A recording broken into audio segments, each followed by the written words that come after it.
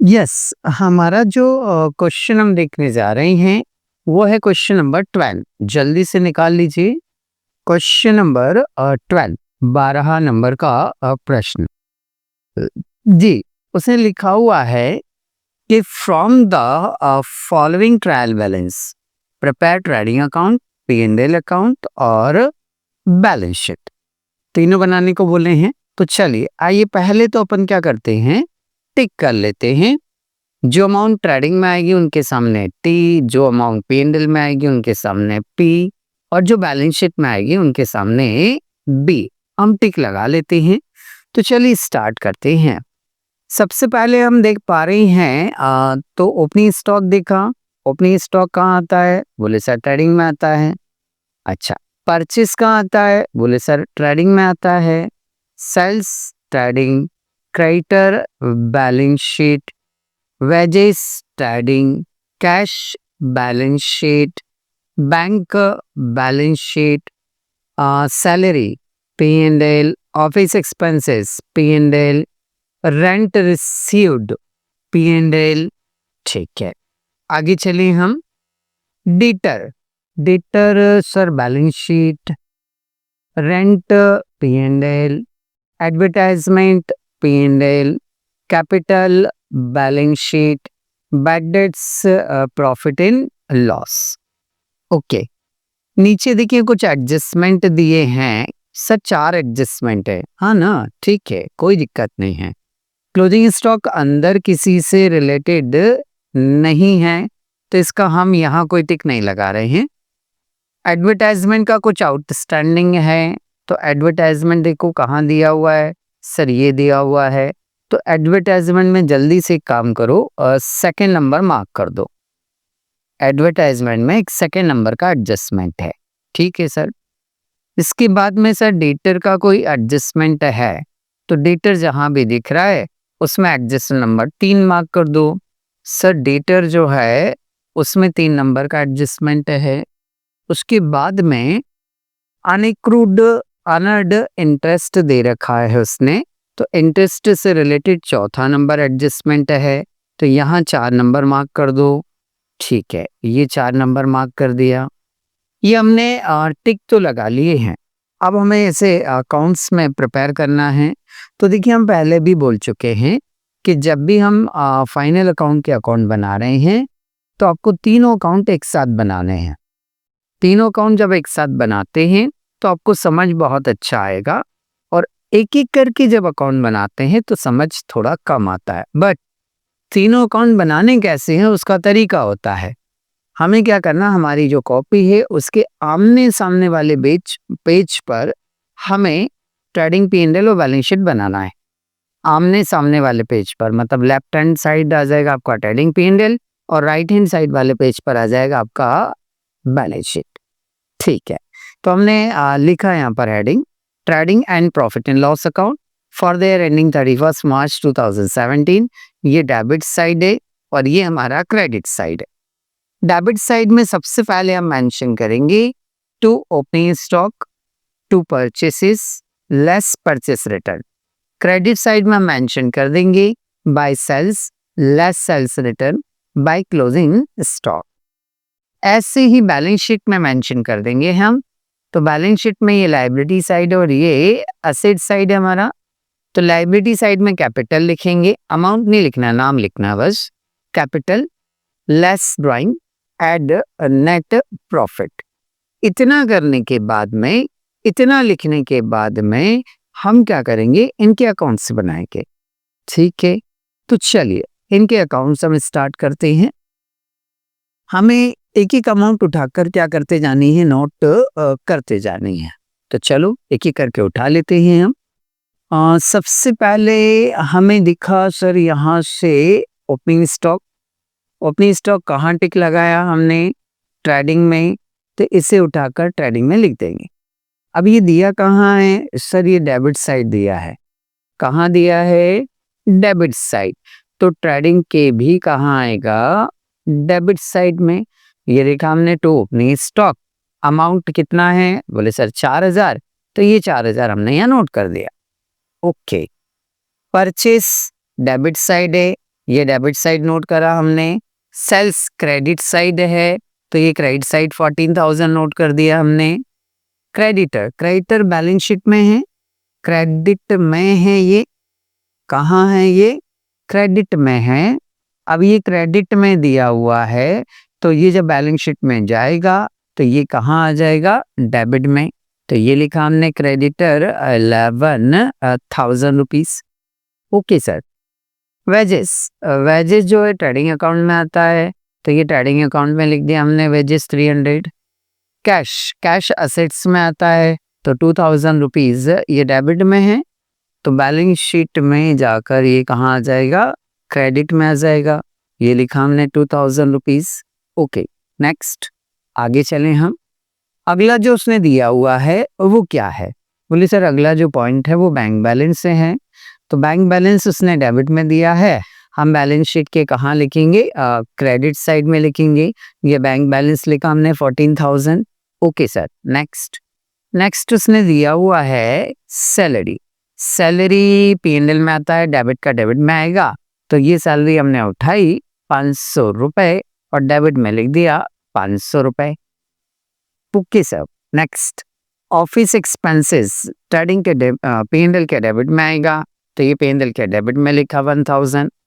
Interest receive, interest received credit side में दिया है, तो फिर क्या, क्रेडिट में दिया है ना, तो पीएनएल के भी कहाँ आएगा, क्रेडिट साइड में।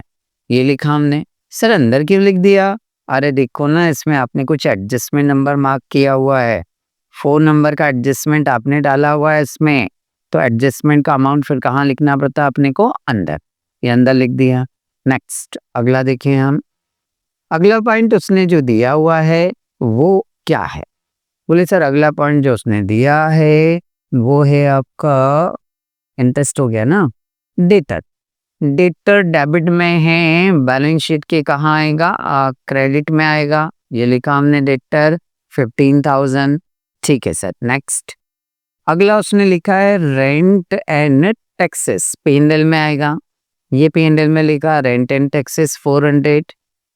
एडवर्टाइजमेंट डेबिट में दिया है, तो हम भी कहाँ लिखेंगे, पीएनएल के डेबिट में अंदर लिखेंगे। अंदर क्यों लिख दिया सर, अरे कितनी बार बता दिया, जिसमें एडजस्टमेंट हो उसका अमाउंट कहाँ लिखते हैं, हम अंदर लिखते हैं, तो ये अंदर लिखा हमने 200। ओके। कैपिटल, कैपिटल क्रेडिट में है तो कहाँ आ जाएगा, डेबिट में आ जाएगा 20,000। बैड डेट्स पीएनएल के डेबिट में आएगा, तो ये पीएनएल के डेबिट में लिखा हमने 300 रुपीज। ठीक है, ये हमने ट्रायल बैलेंस के जितने कंटेंट हमारे पास थे वो हमने सारे क्या कर लिए, नोट कर लिए। अब हमें एक एक एडजस्टमेंट जो है वो करते जाना है, तो एडजस्टमेंट करने के लिए हम एक एक एडजस्टमेंट पढ़ते जाएंगे और उसके दो दो इफेक्ट हम देते जाएंगे। हर एडजस्टमेंट के इफेक्ट कितने होते हैं, 2। चलो पहला एडजस्टमेंट पढ़ते हैं हम। पहला एडजस्टमेंट उसने क्या दिया हुआ है, सर पहला एडजस्टमेंट उसने लिखा हुआ है कि क्लोजिंग स्टॉक है 4,000, ट्रेडिंग के क्रेडिट में आएगा, कहाँ आएगा, ट्रेडिंग के क्रेडिट में आएगा, तो ये लिखा हमने क्लोजिंग स्टॉक। क्लोजिंग स्टॉक का जो अमाउंट है वो है 4,000 रुपए। ट्रेडिंग के क्रेडिट में आएगा तो बैलेंस शीट के भी क्रेडिट मतलब असेट साइड में आएगा, तो ये असेट साइड में लिखा हमने 4,000। क्या मैंने इस एडजस्टमेंट को 2 जगह लिख दिया है, बोले हाँ सर आपने 2 जगह लिख दिया है। ओके, नेक्स्ट अगला एडजस्टमेंट। एडवर्टाइजमेंट के 100 रुपीज आउटस्टैंडिंग है, तो आउटस्टैंडिंग क्या होता है, प्लस होता है, तो इसमें हम 100 रुपीज क्या कर देंगे, प्लस कर देंगे। 200 प्लस 100 बराबर कितना हो गया, 300। किस नाम से लिखेंगे, बोले सर आउटस्टैंडिंग के नाम से ऐड होगा।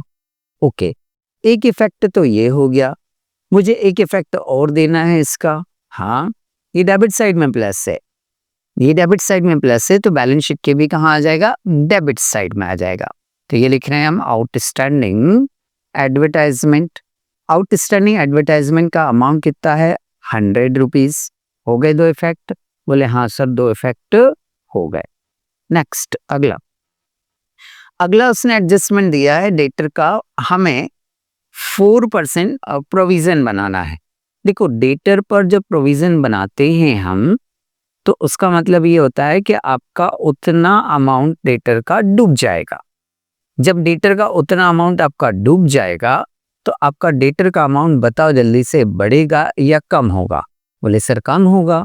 तो कम होगा तो हम क्या करेंगे, डेटर्स में से लेस कर देंगे। इसको कहते हैं हम बीडीआर। क्या बोलते हैं? BDR, bad debts reserve. Debtor कितने का है? सर 15,000 रुपए का डेटर है।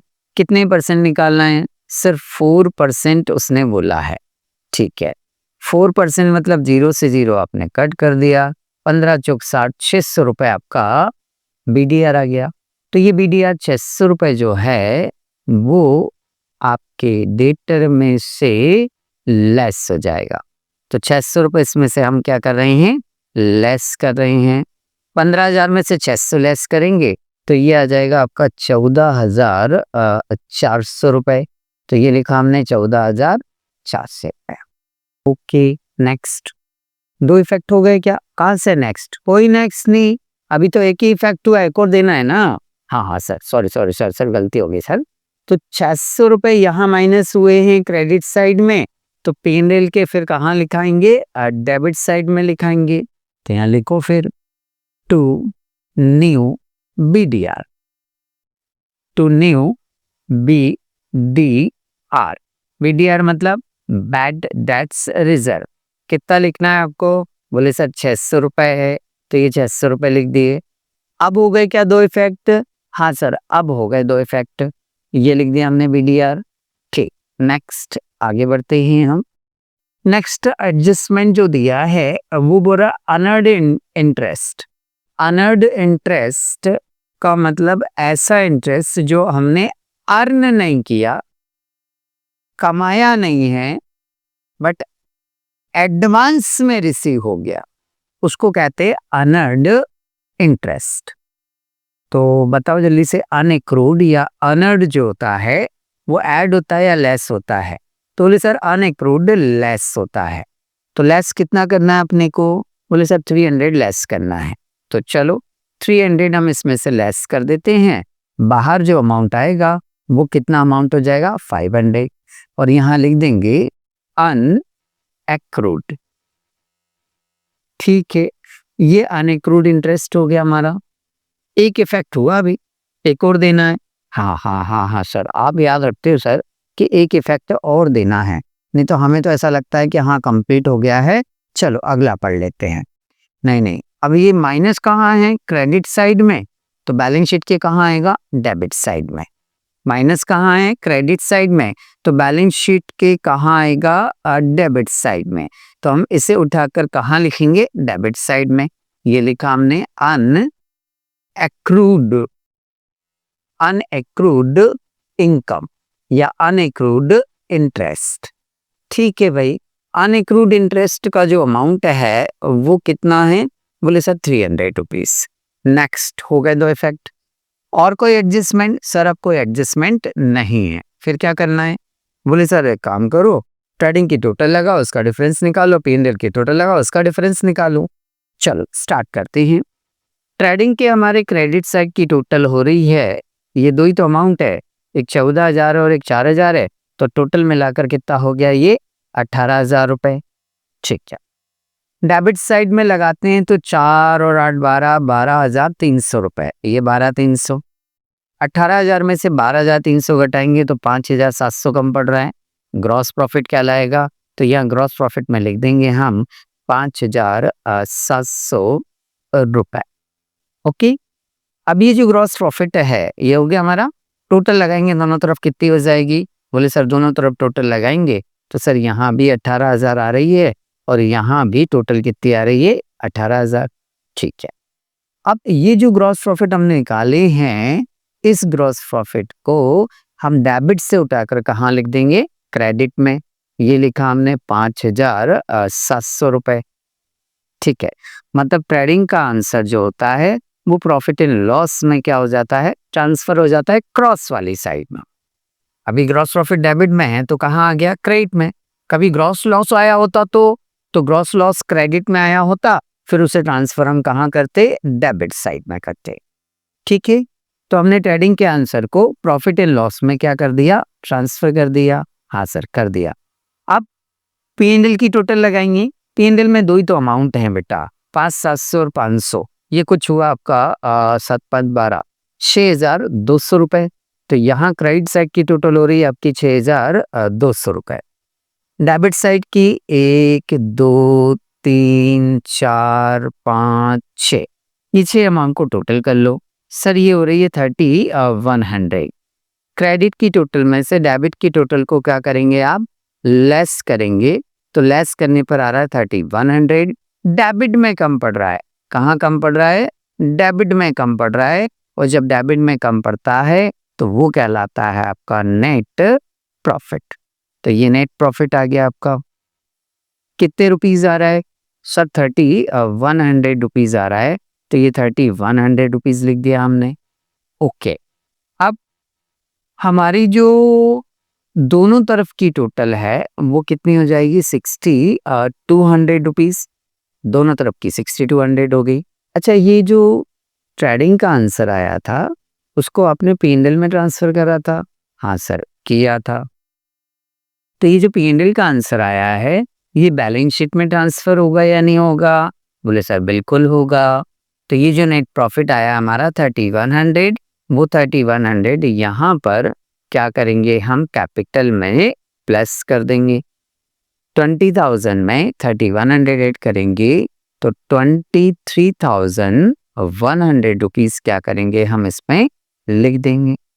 ओके, और कुछ अमाउंट अंदर हो तो उसको बाहर कर लें। बोले सर सब अमाउंट बाहर ही हैं। तो चलो एक काम करते हैं, इसकी टोटल लगा लेते हैं। टोटल यदि लगाते हैं सर हम, तो टोटल लगाने के लिए इस साइड लायबिलिटी में देखो 34,500 रुपये आ रही है। असेट्स की टोटल लगाएंगे तो असेट्स की टोटल भी देखो 34,500 रुपये आ रही है। हाँ ना, बैलेंस शीट के दोनों तरफ की टोटल हमेशा बराबर ही आना चाहिए। यदि दोनों तरफ की टोटल बराबर आ रही है इसका मतलब हमारा सवाल जो है वो सही है। तो यहाँ आकर हमारा ये क्वेश्चन कंप्लीट हो जाता है।